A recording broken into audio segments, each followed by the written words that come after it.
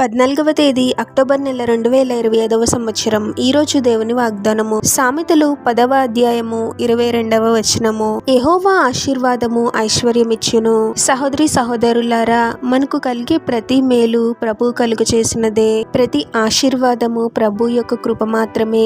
నా జ్ఞానము వలన, శక్తి వలన నేను ఇది సంపాదించాను అని ఎప్పుడూ అనుకోకూడదు. మనం ఎంత కష్టపడినా, ఎంత ప్రయాసపడినా ప్రభు యొక్క కృప లేకపోతే అంతా వ్యర్థమే అవుతుంది. ప్రభువు ఆశీర్వదింపబడినప్పుడు మాత్రమే మనము ఆశీర్వాదాన్ని పొందుకుంటాము. ద్వితీయోపదేశకాండము 8వ అధ్యాయము 18వ వచనంలో ఇలా ఉంటుంది కదా, మీరు భాగ్యము సంపాదించుకొనుటకై మీకు సామర్థ్యము కలుగచేయువాడు ఆయనే అని.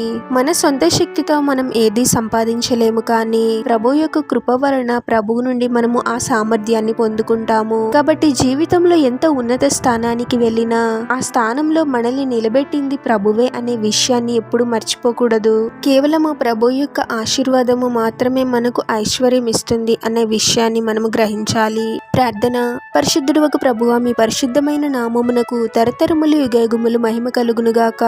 మరొక నూతన దినంలోనికి మమ్మల్ని క్షేమంగా ప్రవేశింపచేసిన దేవా, మీకే స్తోత్రం తండ్రి. మా తెలివితేటల వలన, బలము వలన మేము సంపాదించాము అనే గర్వాన్ని మాలో నుండి తీసివేయండి ప్రభువా.